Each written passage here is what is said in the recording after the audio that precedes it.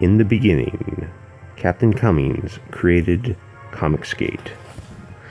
But it was empty, a formless mass cloaked in darkness, and the spirit of Cummings was hovering over its surface. Then he said, "Let there be diversity in comics." And there was Richard Meyer, and Cummings saw that it was good. Are we allowed to criticize comicsgate books without being attacked? It turns out that some comicsgate pros are as thin-skinned as social justice warriors. Never did I foresee that comicsgate creators would publicly humiliate the customers the same way that the SJWs do. What's next? A blockchain if you follow the wrong comicsgate channel? Did we do battle against the SJWs just to turn into Dan Slott or Mark Waid? Apparently, yes, we have. If someone dares to mention late shipping times or damaged books, they get attacked by loyal fans of the creator. And the thing is, the creators know that their followers will go after these people. Why not just handle it with a little class and say, if you have damaged books, tear the cover off, send me a picture, and I'll send you a new one, no problem. Then tell their fans not to brigade these people, because, that's not how adults behave. Instead, I'm seeing some comics pros attack the customers in the same way that the NPCs at Marvel did. That's just not what comicsgate is all about. Can't we roast each other's books and use that criticism to improve? Your boy Zack told people to make videos roasting Jawbreakers. He had no problem with it. But Zack has some thicker skin than some of the other pros. I know artists are sensitive. I found that out when I dared to take my own look at a comicsgate project a while ago. I had glowing reviews, glowing things to say about it, and I had one slightly critical thing to say about it. That was enough. That was enough to set somebody off. The dude was pissed. Some of the comicsgate pros are acting like cranky children. I almost said little bitches, but I don't want to be petty. I wish some of the other pros would talk to their cranky comrades and tell them to start acting their ages. Take a Midol and change your tampon. In the beginning, comicsgate was non-professionals who wanted to roast bad comics and possibly make their own comics. Then the pros moved in because they saw where the industry was going, and they were losing work due to their employers having Trump derangement syndrome. And it's totally cool that they joined us. But the problem started to creep in when some of the pros acted like they were in charge of the movement. But in their defense, if you are a well-known professional and you attach your name to comicsgate, then you are scared that if a member does some faux pas, that is going to damage your reputation. So I understand their concerns.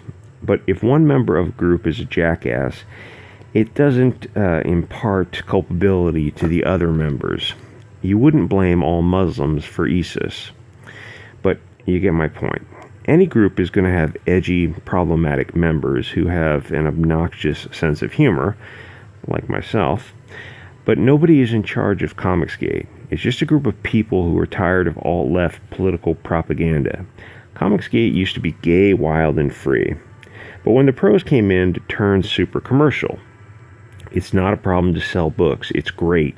But you have to accept comicsgate for what it is. It's the Wild West. It's not fair to come into an existing universe and take over and then start gatekeeping some of the original members who were here prior to your joining. If you say you're comicsgate, that's all you need to do. It's like someone saying that they're a Democrat. One bad Democrat doesn't tar all Dems with the same brush. Listen, I don't care if you're comicsgate or if you don't want to use that name. It doesn't matter as long as you want social justice warrior propaganda out of your entertainment. Hey, we could simply call ourselves independent or alternative comics, though I guess alt comics sounds too much like alt-right or alt-left.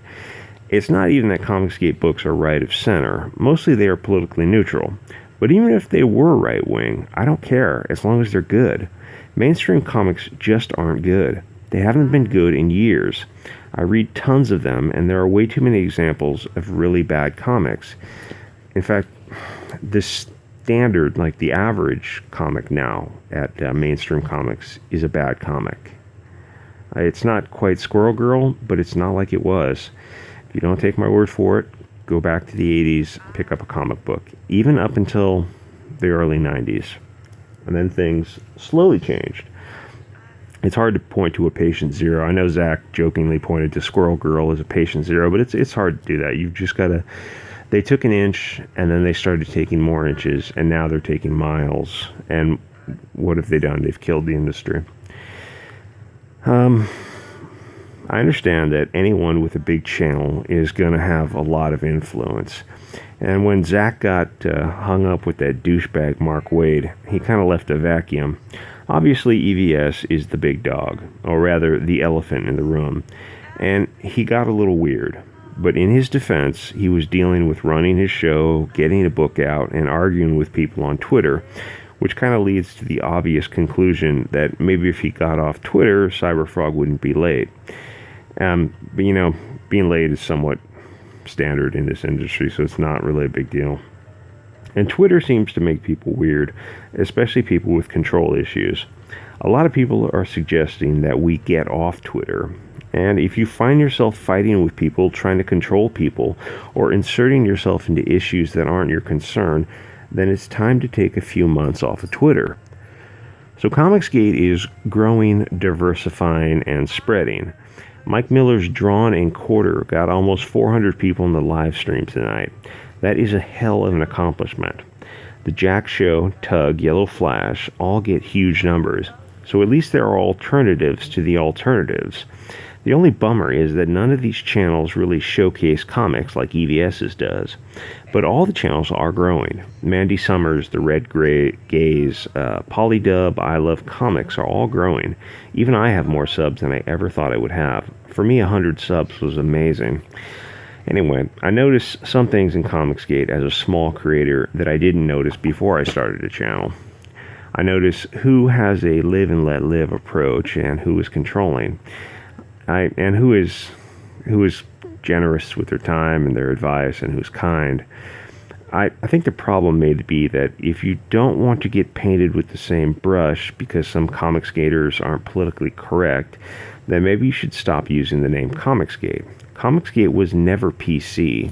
I think some people forget that how Comicsgate started. It started as a big FU to the industry that calls everyone to the right of Mao, a Nazi. The problem is, once people discovered that there was serious money to be made with the Comicsgate crowd, they learned that they could make a good living in Comicsgate. Well, they didn't want to do anything to mess with their income, so they slowly gathered more and more control. But if you are associated with Comicsgate, then you're dead to the mainstream industry. You are blacklisted forever. But guess what? The comics industry is dying. It will continue to shrink every year until there will be a handful of top earners and many more people who are in comics as a part-time job. There will be people who make comics at Marvel who are still working a 9-to-5 job. Anyway, I have more I could say, but this is probably long enough. Oh, and the Mike Miller thing, the Kickstarter thing. I want to take a quick look at the Kickstarter comics to see. Hold on a sec. These are the comic books when you punch in Kickstarter comics that come up as their projects we love.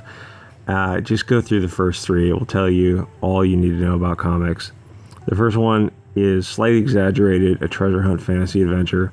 A dying girl must steal back a sacred artifact from a culture. So I think this is the religious one.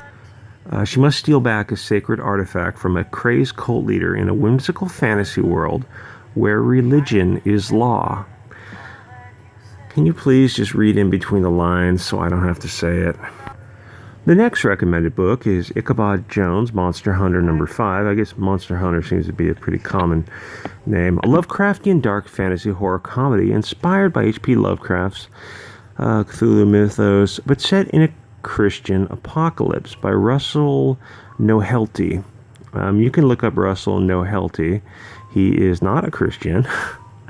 So this book is not likely to be complimentary towards Christianity or Christians. Third recommended book is Granny Golem Book 1. Hilda meets Billy and Mandy in this tale about a girl who learns to find her strength during a divorce with the help of a Jewish folklore, by C.J. Pendragon. That's probably a pen name. I think a golem is some kind of rock creature or a creature made of clay. Okay, so those are the 3 top recommended books. There are books they say they love these books. Can I ask them if they backed the books? I mean, did they love them actually enough to put their money where their mouth is? In fact, dare I say, shouldn't that be a requirement that if you say you love a book, it should mean that the reviewer actually funded the book, actually bought a copy of the book? I mean, just an idea, just throwing it out there to be, you're always supposed to be fair and impartial when you start a review and say if you have any interest in the review. So they're saying that they like these projects, but these aren't funded projects. Anyway, this is Kickstarter. Kickstarter kicked off Mike Miller because he had a book that showed a superhero beating up gang members. Kickstarter is so woke, and this is how, geez, this is the future of America.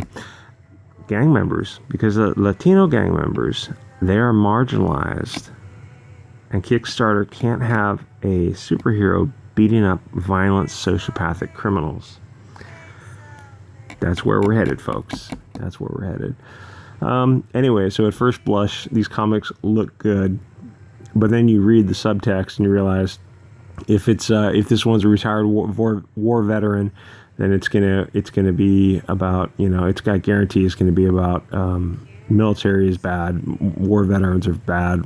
I guarantee you every single one of these books is gonna be blonde man bad, red haired man bad, that kind of thing.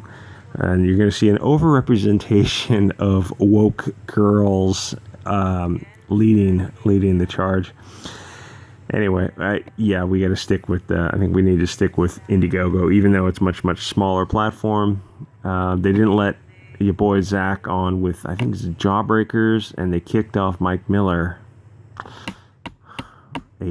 Mike Miller is a person of color. He is marginalized, oppressed, systematically, whatever. Anyway, guys, like, comment, subscribe, and I will see y'all next episode.